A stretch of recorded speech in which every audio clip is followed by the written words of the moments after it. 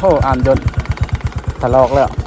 นี่โซแกตซี่เนาะงานเทียมแต่ว่ามันนุ่มโคตรนุ่มเลยบอกเลยโคตรนุ่มนี่อ้าว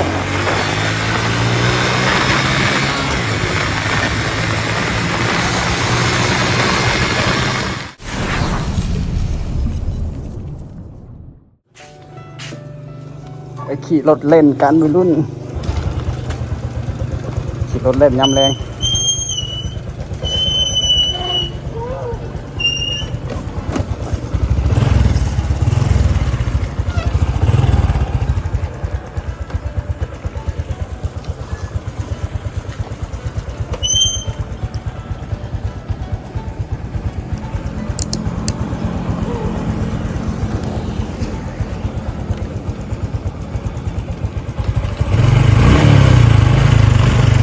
ขี่บักเพนด้าทรงแว้น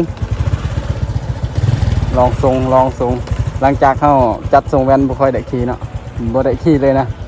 เพราะว่ายังขับอยากไถนาเนาะเดี๋ยวคลิปนี้จะมาขับเล่นกัน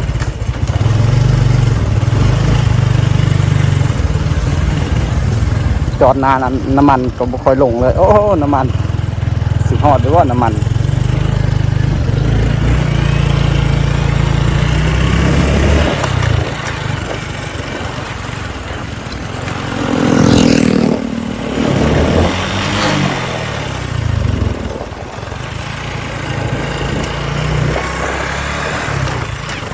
โอเคครับสบายดีสาวลาวสาวไทยแล้วเนาะ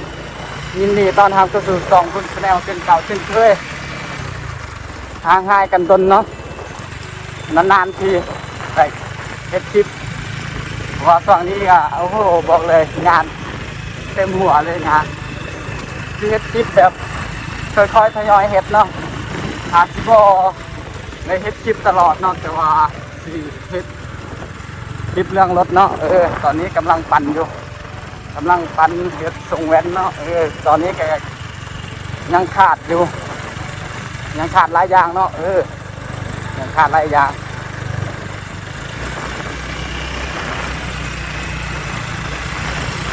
สุดดำหน้าเฮ้ยแมนสุดเด็ดเนาะจานเด็ดกับพอไม่ค่อยมีแต่ว่าน่าจะเฮ็ดสุดดำเลยเนาะ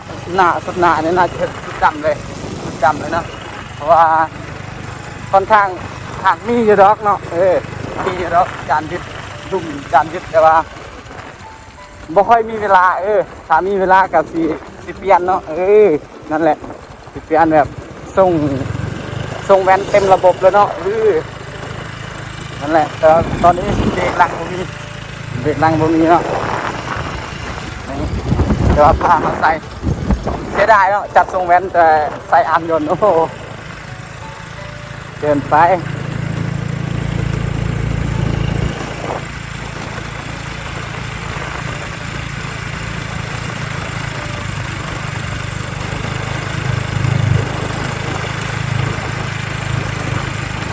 งบบ่ค่อยมีนะงบขาดเกิน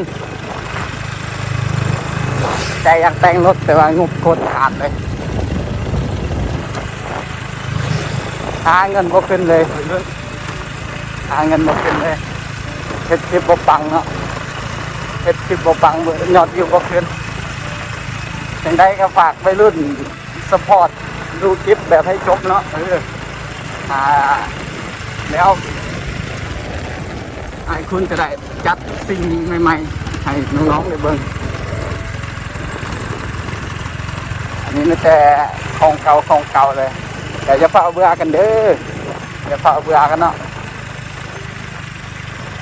อย่ามีงบคอยจัดดอก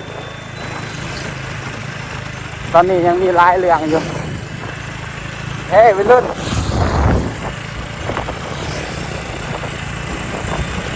โอ้บอกเลยส่งแมนนี่ขี่โคตรสนุกเนาะพอเขาใส่โซแกตซี่เนาะโซแกตซี่มันจะนุ่มๆเนาะมันจะนุ่มกว่าซุกพอดงานเทียมเลยก็เทียบกับโซแกตซี่งานเทียมโซแกตซี่มันจะคักกว่าเนาะเดี๋ยวมาเบิ่งงานโซแกตซี่กันก่อน โอ้ขาตั้งกล้องสิไปไล่สดเนาะว่าเขามีซองครับสิไปไล่สดอยู่เทียงนาเอาจริงๆเขากะทุ่มเทเนาะเฮ็ดคลิปแต่ว่ามันบ่ปังเนาะเขาเฮ็ดซองเนาะตอนนี้เนาะโอ้โหอ่านจนทะลอกแล้วนี่โซกัตซี่เนาะงานเทียมแต่ว่ามันจะนุ่มกว่าซกพอตเนาะมันจะนุ่มกว่าซกพอตนี่งานโอ้โหขี่แป๊บเดียวร้อนเสร็จแล้วนี่ตัวบิดอันนี้บ่เข้าใจเลยบ่จักยังเลยอันนี้คือเห็นเขารีวิวน่าจะสุกแท้เนาะแกะซีแท้มันจะเตือนแบบอย่างวะบักฮาแดกนี่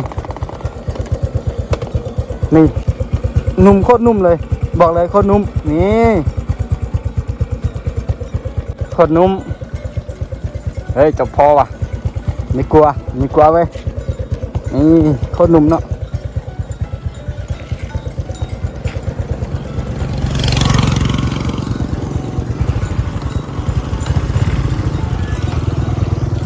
เปโต้ประมาณนี้ของที่เราจัดมาใหม่กับอาร์มยนต์กับแกตซี่นี่แหละเนาะอาร์มยนต์ MK อยากจะจัดอาร์มทรงเดิมเนาะแต่ว่างบบ่พออาร์มทรงเดิมมันราคาแพงกว่าเนาะแพงกว่าอาร์มยนต์200,000 ปลายเนาะก็เลยบ่มีงบอันนี้งบจาก YouTube เนาะเงินก้อนแรกที่จะลงทุนให้น้องๆได้เบิ่งอย่างได้ก็ฝากน้อง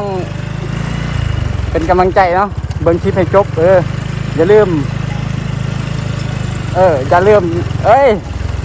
อย่าข้ามโฆษณาเนาะเวลาโฆษณาขึ้นนั่นแหละรายได้อายเนาะรายได้จาก YouTube มาปั่นรถเนาะ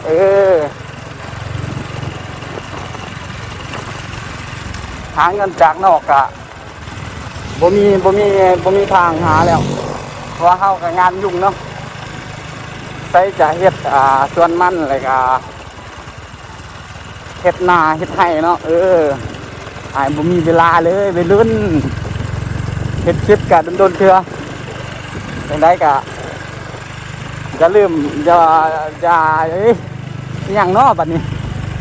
อย่าฝากเลยติดตามกันเด้อ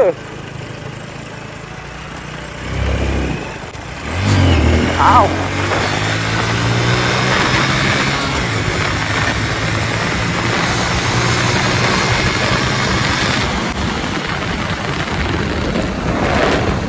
บอกเลยตรงนั้น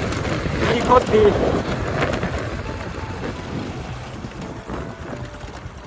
ไปนาก่อนไปไล่สดอยู่นาก่อน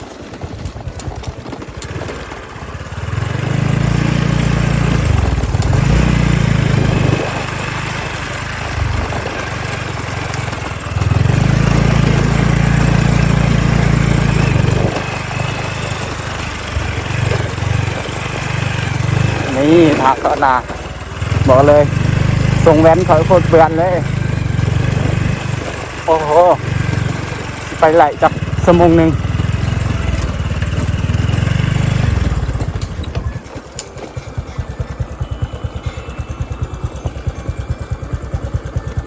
โอเคนี่ส่งประมาณนี้เนาะส่งเดี๋ยวว่างๆเขาจะเฮ็ดซีมาใหม่เนาะเฮ็ดซีดุมหลังเลยกับซีพาขาดเนาะนี่ซีมันถลอกแล้วนี่ซีถลอกเนาะเพราะเขาใส่2 ปีปลายแล้วใส่2 ปีปลายแล้วนี่ถลอกหมดแล้วเดี๋ยวเฮ็ดซีใหม่บ่ยากซีเขาซื้อมาแล้วเนาะซีดำด้านเลยกับซีแดงแก้ว2 ปองซีดำด้าน1 ปองเดี๋ยวคอยลุ้นคอยชมเนาะว่าเฮ็ดจังไดนั่นแหละนี่อันยนต์กับซีเฮ็ดซีใหม่เนาะเฮ็ดซีแดงเลยถ้าสอบสีแดงอยู่แล้วบางคนก็อยากให้จัดท่อเนาะท่อ125เนาะแต่ว่าถ้างบเลยก็ท่อน่าจะนำหลังมากับ สุดเนาะสุดหา3หรือหา4ก็ได้แล้วแต่ว่าล้อถาก่อนล้อถางบจัดแน่นอนเนาะงบหลายเท่าเลยเนาะงบมันยังบุพอเลยเพราะว่าเฮาก็อาศัยจากแอปแดงนี่เนาะแอปแดงอาศัยจากแอปแดงถ้า FC บ่ซัพพอร์ตก็น่าจะบ่ได้เนาะของที่หวังน่าจะบ่ได้ถ้า FC ซัพพอร์ตก็น่าจะได้ซัพพอร์ตกดติดตามเลยก็เบิ่งคลิปเนาะบ่ยากเนาะกดแชร์เนาะฝากกดแชร์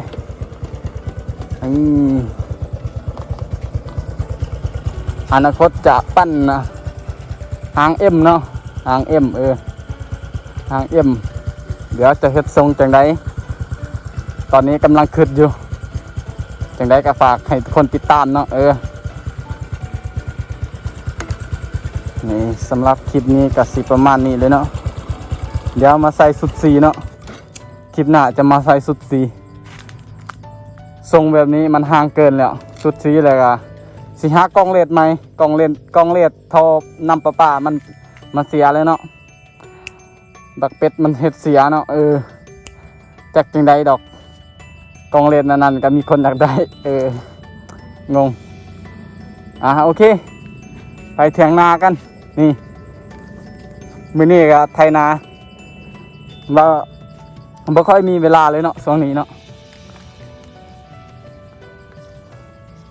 เฮ็ดมันก็2 บอนเลยก็เฮ็ดนาเฮ็ดไร่ช่วงนี้บ่มีเวลาเลยช่วงนี้โอเค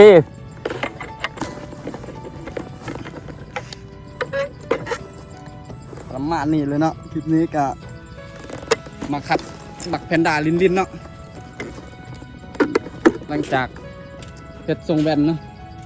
หลังจากเฮ็ดทรงแว่นก็เลาะมาขี่สักหน่อยว่างๆเนาะว่างๆยามแรงยามแรงนี่จึงว่างโอเคสำหรับคลิปนี้ก็สิจบคลิปเพียงซ้ำนี้เนาะฝากกดไลค์กดติดตามเพื่อเป็นกำลังใจให้เราเฮ็ดคลิปต่อไปเนาะสำหรับคลิปนี้ขอลาไปก่อน